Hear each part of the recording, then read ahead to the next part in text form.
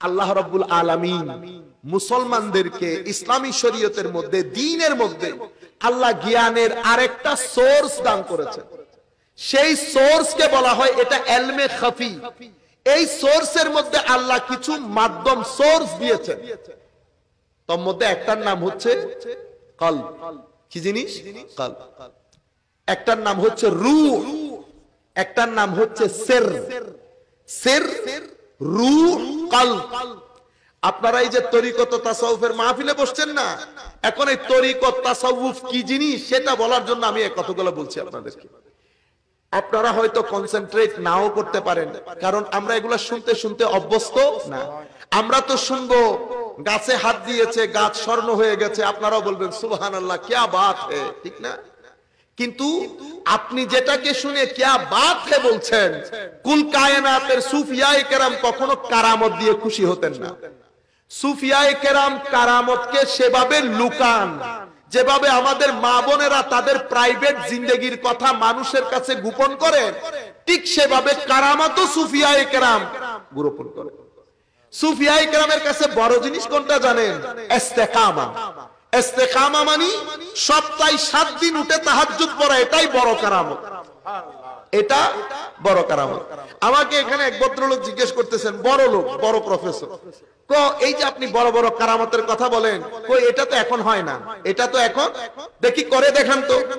আমি বলছি কোনটা বড় কারামত আপনার দৃষ্টিতে? কই এই যে আপনারা বলেন গাছ স্বর্ণ হয়ে যায়, মাটি এটা হয়ে যায়। আল্লাহ এটা যারা বলে বলে, আপনি শিক্ষিত মানুষ কেন এই কথা বলতেছেন? আপনি তো জেনে বলবেন। কিরকম? আল্লাহ আপনি সাধারণ মানুষের কথা বলতেন। সুফিয়ায়ে কেরামের দৃষ্টিতে এটা কোনো কিছুই না। সুফিয়ায়ে কেরামের দৃষ্টিতে কারামত হচ্ছে দুলাবালি। সুফিয়ায়ে কেরামের রাস্তার দুলাবালি কিরকম? আপনারা গার্মেন্টস ব্যবসা করলে জুট বেরোনে জুট, তো সুফিয়ায়ে কেরামের এই তরিকত তাসাউফের মধ্যে কারামত হচ্ছে জুট ব্যবসা। চলতে চলতে বাইরের একটা ব্যবসা বাইরেছে। এটার সেই গুরুত্ব নাই যেই গুরুত্বের সাথে আমরা তাসাউফ বর্ণনা করি, এবং আপনারা এটার উপর অভ্যস্ত হয়ে গেছেন। আমি চাচ্ছি সেখান থেকে আমরা একটু বের হয়ে আসি। আপনি দেখেন, এখন আমি আপনাদেরকে একটা কারামত বলি, আপনাদের ভালো লাগবে।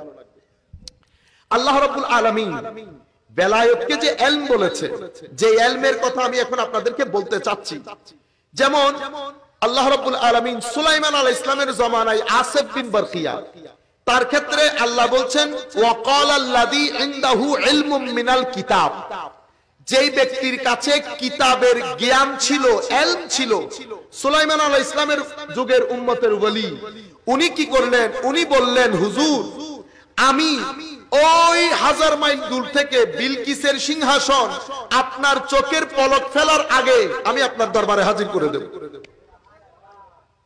বুঝতে পেরেছেন আপনারা? মানে সুলাইমান আলাইহিস সালামের উম্মতের ওলি আসিফ বিন বারকিয়া, উনি বলছেন হুজুর, আল্লাহ বলছেন সে কথা কেমনে বলতে পেরেছে?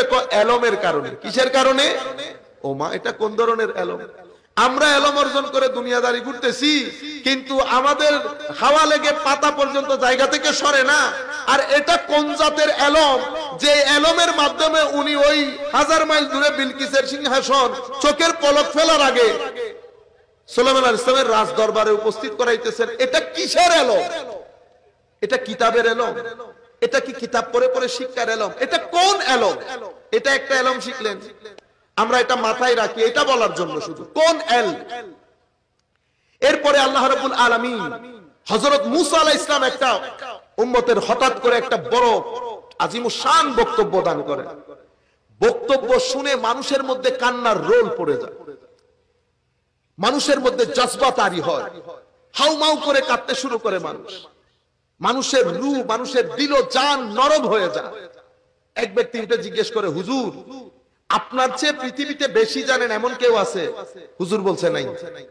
তখন আমার আল্লাহ বলছেন, মুসা, না না, আছে তো, আছে তো। আল্লাহ আছে কে? কয়েকজন আছে, ওয়া আল্লামনাহু মিন লাদুন্না ইলমা, এমন ব্যক্তি যাকে আমরা আমাদের পক্ষ থেকে বিশেষ ইলম দান করেছি। আজীব, ওই ব্যক্তি ইলমের মাধ্যমে 1000 মাইল দূর থেকে সিংহাসন নিয়ে আসতেছে। এদিকে মূসা আলাইহিস সালামকে আল্লাহ বলছেন আছে এক ব্যক্তি, তুমি ওই দুই পাহাড়ের সঙ্গম মিলন স্থলে তুমি তাকে পাবা। সেই ব্যক্তিকে আমরা আমাদের পক্ষ থেকে বিশেষ এলম দান করেছি। এটা কোন এলম? যেই এলমের কারণে মুসা আলাইহিস ইসলামের মতো জলিলুল কদর পয়গম্বর সেই জায়গায় যেতে হচ্ছে। এটা কোন জাতের এলম? এটা কোথায় আসে? এটার জন্য কি চোখ ব্যবহার হয়, হাত ব্যবহার হয়? এটার জন্য কি আকল ব্যবহার হয়? এটা কিতাবে পাওয়া যায়? এটা কি ধরনের এলম? আপনারা বুঝতে পেরেছেন? সেই এলমের সন্ধানে আমরা জুমার প্রথম পর্বের মধ্যে জেনারেল জ্ঞানের কথা বলেছি। এই পর্বের মধ্যে আমরা চাচ্ছিলাম ওই এলমের কথা বলতে। তাইলে প্রথম এলমের জন্য পঞ্চ ইন্দ্রিয়, আকল, পরীক্ষা নিরীক্ষা, আপনার ইনটুইশন, সিক্স সেন্স, এগুলা হচ্ছে দুনিয়াবি এলমের জন্য। কিন্তু আল্লাহ এই যে জ্ঞানের কথা বলছে, যে জ্ঞানের মাধ্যমে দূরত্ব আর দূরত্ব থাকে না, যে জ্ঞানের মাধ্যমে ভবিষ্যৎ সংগঠিতব্য ঘটনাগুলো আপনি এখন বসে বলতে পারেন। যান নাই মুসা আলাইহিস ইসলামের কাছে? হযরত মুসা আলাইহিস ইসলাম গেছেন খিদিরের কাছে। যাওয়ার পরে দুইজন একসাথে বের হলেন। বের হওয়ার পরে উনি কি করলেন? নৌকার মধ্যে ছিদ্র করে দেন নাই। তো মুসা আলাইহিস ইসলাম বলছেন, আপনি এই কাজ কেন করলেন? উনি বলছেন, কেন করলাম? ছিদ্র করে দিয়েছে কিন্তু নৌকার মধ্যে পানি ঢুকে নাই। আজীব বিষয় না? এটা একটা বিষয়।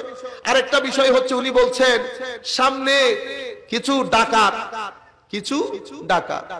সর্দার টাইপের, সন্ত্রাসী টাইপের লোকজন এসে মানুষের ভালো ভালো নৌকাগুলা কি করে ছিনিয়ে নিয়ে চলে যাচ্ছে।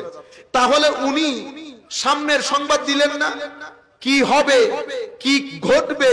তো সামনের ঘটনা ঘটবে, এখনো ঘটে নাই, সামনের সংগঠিতব্য ঘটনা সম্পর্কে আগ থেকে ওয়াকিবহাল হয়ে গেছেন খিদির আলাইহিস সালাম। কিসের কারণে? জ্ঞানের কারণে।